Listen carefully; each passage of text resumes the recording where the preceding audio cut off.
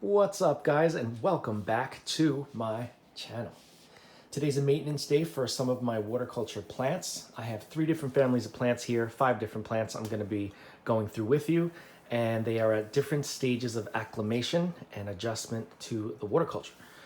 All of these, just want to throw this out there, all of these plants that we're going through today were originally in soil. These were not cuttings that I took and propagated in water. They were originally in soil. I removed them from the soil. I cleaned up the roots. I put them into water culture. I cleaned out that water every day or two, in the beginning at least, and they've acclimated. And now it's just the regular maintenance that you could probably do once a month, I'd say. You could do it, every couple of weeks if you want, if you're just not sure and you're not comfortable with it. But they really don't require that once they get to a certain point, and then it's just topping off the water and then flushing out the water every month or every couple months, just so that the salts don't accumulate from your nutrients. The first one we're going to start with is a Hoya. This is a Hoya Australis lisa. Beautiful, beautiful plant. I know many of you or many people that watch these videos are familiar with this beautiful Hoya. It really is very stunning and pretty. And it gets sun stressing into like a pink, almost like a peach color. So this one was removed from soil, and I'm using a dark blue towel so you can see the different colors in the roots. And the reason why I want to show you that is the newer roots on all of these plants will be lighter in color. The old soil roots will be darker. So you can see we have lighter root, lighter root, lighter root coming off of this one. There's also a lighter root behind that. One thing that I didn't do for the Hoya is I did not remove the secondary roots when I was transferring. The reason being is from prior Hoya that I have transferred, I've noticed and realized that a lot of the new water roots come out of those secondary roots. So the secondary roots aren't necessarily dead, even though they look like they are. Some of them are, but not all of them. So if I remove everything, I kind of would set the plant back further than it needed to be, because it's releasing and sprouting these new feeder roots off of some of these old feeder roots. Okay, you can see all those light colored roots are coming off of others. Sorry, this isn't focusing. Okay. So you can see there are a lot of light roots now that I've been able to focus and the light's better. Again, the darker tan are the older, and then they sprout some new roots that are lighter. This plant transitioned fairly easily. It didn't show any signs of decline or stress. It didn't wilt. I mean, Hoya don't usually wilt under these kinds of circumstances. Oh, I can't get this in with one hand. There we go. So yeah, they do extremely well. And this isn't the first Hoya that I've transferred, but it is one that I wanted to show you guys because it is a recent transfer. Again, not that recently, but fairly recent. So Hoya, beautiful. The next one I'm going to show you is this one. Now, this is a more recent transfer from soil. It's a new acquisition. I believe this is Cissus Rotundifolia, something like that. It's the round leaf, very thick, succulent leaves in the cissus, which is like related to the Rex begonia vine. And this was more recently put into water culture, and I'm going to show you beginning stages what you can expect if you decide to do this.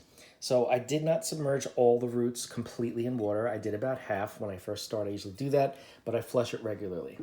So this, when I take them out, you will see that we are starting to get white bumps where the new roots are starting to grow. There's one there. There's a bunch under here. There's one there. This one's growing relatively quickly. You see how big that one is. Any place you see a white spot, those are not root mealybugs because this is submerged in water. These are new root buds that will grow the water roots.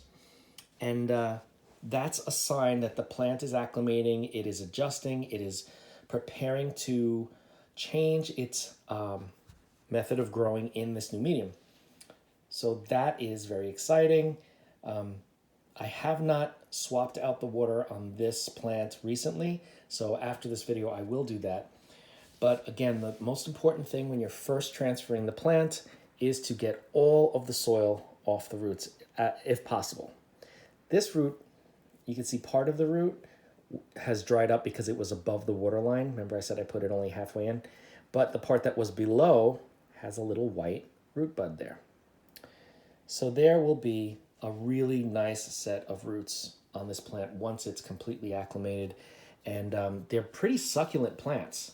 So I know that this is going to do well. No leaf drop yet. I say yet just in case because I don't want to say, oh, there won't be any leaf drop. There may be. But as you can see, the plant is still healthy. Even the younger leaves, they're not wrinkly and they're still firm. Very, very good candidate for transferring from soil to water culture. And this is going to live in water culture indefinitely until I change my mind for whatever reason, if I have a new experiment or whatever. This was an aerial that didn't get into the water. So this I can probably cut off. So I'll probably cut this off. There we go, I just pulled it off. And if I do raise the water, it would then get those root buds coming off of this main root because this is still a healthy root. It's nice and firm. It's almost got bark on it. So yeah, a very cool plant. And I love the way it grows. It's got such a cool, unique growth habit. It's viney, but it's also very woody and firm. So I kind of like that. This one will get a water swap after this video. So let me put it back in its home for now. I won't be able to with one hand. I'm just going to put this back over there, and I will do that after.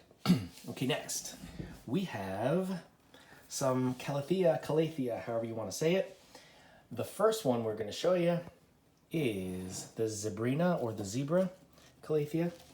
And this one has been maybe a couple, 2 to 3 weeks in water culture, and it already started sprouting a new pup. So let's take this out and take a look what we got going on. We've got a lot of nice light roots. It's not the same appearance of new root growth as you saw on the Cissus, only because that grows differently. The roots form with white buds. These don't necessarily have bright white, but the lighter the color, the healthier the root. That's how I like to call it. There are a lot of secondary roots that are probably going to rot off. As you can see, they're very, very thin, and they were used to being in soil. So that's fine. In the sequence of water changes that I'm going to be doing, the swapping out of the water, it will clear up, and anything that does rot or disintegrate will be flushed out. Here's the new bud, the new pup that's growing. It's doing really well. I'm very excited. There's another pup here that was a little bit bigger than this one when I first put it into water culture, and it's got one leaf on it. But again, this was already in existence. It has grown a little bit though.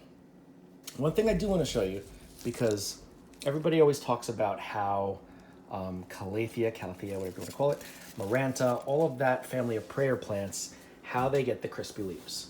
And it's very true. I've always had that issue. But since these guys have been in water culture, these new leaves that are getting pretty big at this point, there's no brown tips. There's nothing that's drying out on the tips of these leaves. And I think I showed that in a prior video with the Maranta lemon lime. But you can see, here's the difference. This is an old leaf. See how it's got the little dry thing? And this is some damage from probably when it was being transported to the store that I got it at. But that is typically what you see. And usually it's worse than that. Let me see if I find, here's one. See what I mean? These are old leaves, but the new leaves are great. This one is starting to unfurl, and this one is just beautiful. So I have my theories about that. I'm going to share that with you guys in a video that will be to come. I haven't filmed it yet, but I'm also experimenting with water for my water culture plants. Something that I don't think has been done, and I don't understand why. And I will share that with you as soon as I'm done experimenting a little bit more, because it's still in the experimental stages getting my data. But yeah, so this plant thrives. It does really well. The leaves are gorgeous, and they're very velvety and healthy. So this is one Calathea. The next one I'm going to show you has been transferred around the same time as that one that I just showed you. This is a Rosiopicta, I think it is. I can never remember the names of these. There's so many different names for similar looking plants. But I have a new leaf sprouting. It's unfurling here, which is a good sign. But let's take the roots out and take a look. Ta-da. All right away, you can see we've got new root growth. That white new root, or at least it looks white in the light, but it's more like a tan. See, when I put my finger next, you can see it's tan. It's not white like the Cissus plant. But the lighter roots are the new growth. On the older roots, they don't look like they're completely dying off, but I don't see any new growth on those roots, so they're still functioning. They're still supplying moisture and nutrients to the plant, but brand new would be lighter, cleaner, and probably, at least to start, would have less secondary roots on them. So you can see this plant has been doing okay. Again, old leaf, look at this, crispy. This is an old leaf that's been on here for who knows how long, from the beginning of time. But, put it back in so I can show you this. The new leaves, once again, no crispy tips. No crispy tips.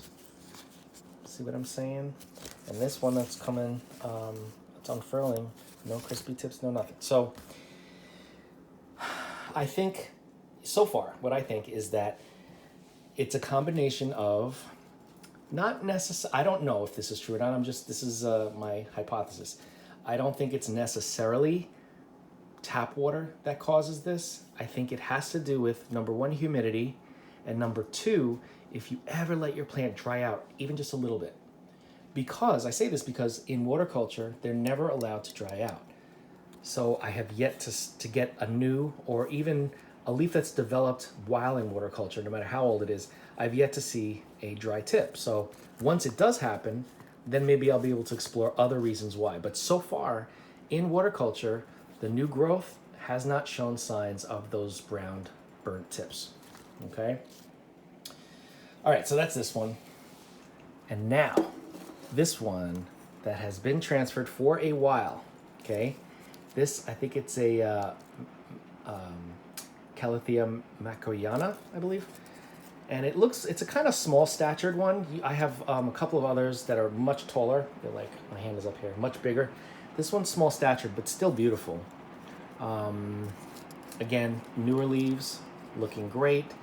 And this one's had more time to acclimate, so let's take a look at the roots. Okay, as you can see, there's a lot of root growth going on here. And while they look white, see, they're really more tan. Now that my finger's next to it, you can see. But there's a lot of new growth happening all over the place. The bulbs look like little potatoes. They never got mushy. They never rotted. They are doing just fine. And I have a new pup growing right here. You can see that right there. There's a bunch. This is like a bunch of plants all together that I eventually can separate. But for now, until it's like got a few more water roots, I'm gonna keep them all together. And I just kind of like the compact look of this one. But as you can see, I did not lose any leaves from this. You couldn't see that, I'm just telling you. I did not lose any leaves during the transition process. And the roots, since they were cleaned, you have new water roots growing out of older brownish roots. Okay, that's why I say, I don't want to cut everything off and have them start from scratch, because some of them are viable. And as long as I'm keeping that water clean, I keep saying it, as long as I'm keeping that water clean, it will flush away anything that's disintegrating or rotting before it starts to affect the plant. And you can see this plant is pretty happy. It's sending out babies, sending out roots. The bulbs are doing just fine. The leaves are shiny. Oops. The leaves are shiny and healthy. Let me put it back in the vessel so I can show you. They're shiny and healthy. And the new leaves don't have any burnt tips. It's doing great. It is doing just great. So this one looks like it has a burnt tip, is it? How old is this one? Let me see, I want to be sure. I'm not sure. I think that this one was before this one, because this one here is the newer leaf. It doesn't have anything. Just want to keep my eye on it, want to make sure. Some of the older ones, obviously, like this here, a little burning on the end. These younger ones have some scarring and stuff like that. But again, the newer leaves do not have signs of any type of dehydration or crisping, anything like that. So yeah, again, step one, if you're gonna transfer, remove all the soil, like we always say. Remove all the soil. Keep rinsing it, be gentle with those roots. I like to massage them and kind of run my fingers down them to pull anything off as I'm rinsing. Soak them for a little while if you want to take them out again and rinse them again, maybe a few hours later, just because they've had time to soak in water and some of that soil loosens up and comes off of the roots. Then continue to do your water changes. You could do them daily or every 2 days, every 3 days, until you start to see new root growth. Once you start seeing new root growth, you know that it's acclimating. Then you can do it maybe once a week. Then when it gets really healthy and it's used to being in the water culture once a month is fine. You can even top it off once a month and then change the water every 2 months. It really depends, but you just gotta keep an eye on the plants, because I go by what they're telling me or what they're showing me in their own little way. This way I kind of know, all right, this plant needs something a little different than this plant. Like sometimes one plant, even if it's in the same family, might need water changes every 5 days because it still hasn't completely acclimated, while the other one, it's doing fine, just top off the water with nutrients and every month. So it really depends. Each plant is individual, and I kind of go by how it looks and what it's doing in the moment. But yeah, so that's it. If you have any questions about the types of plants in addition to what you see here that I have in water culture, let me know and we'll talk about it, because I'm transferring more and more of my plants or plant families into water culture, because I've had a bunch in water culture for many years at this point. And it's so much easier, and they're beautiful, and especially plants like these. The prayer plant family, Maranta, I think it's called, they thrive in water. They love water culture. They're easy to propagate in water. They're easy to transition into water culture, and they seem to love being and living in water culture. So I never thought they would, because these have always been the bane of my existence. Calathea, whatever you want to call it, they have always been like, I'm going to buy this plant and I'm just going to watch it die. Like, I just had to surrender to the fact that I'm going to buy a plant and kill it, and there's nothing I can do about it. Soil, I tried different other mediums, but water culture I've landed on my method. Water culture. These plants are gorgeous. There is one in a previous video that I said is my problem child, and I think I figured out what's going on. It looks like from the stems, the base of the stems where the roots are, it looks like it has fusarium. It has that rot situation. It's purple or brownish, and it's starting to travel, and the leaves are curling because it's not getting enough moisture and nourishment. So that is the only plant. It's removed from the group, and it's not near anybody else, just in case. But the rest of these guys are doing great. All the other Calathea, Maranta, Tenanthe, I don't have any Stromanthe yet. I had one in the past, but I haven't had one in a couple of years. I'm gonna be getting one soon. All of them are doing just fine in their water culture homes, as well as the rest of these that I showed you. I'm gonna end this video so I can put this one back in water before it starts to gasp. But yeah, if you have any questions, reach out. We will talk. Don't forget to like, comment, share, and subscribe. That thumbs up supposedly does something amazing, so hit it a million times. And hit that bell if you want to be notified anytime I upload a video, and I will see you in the next video.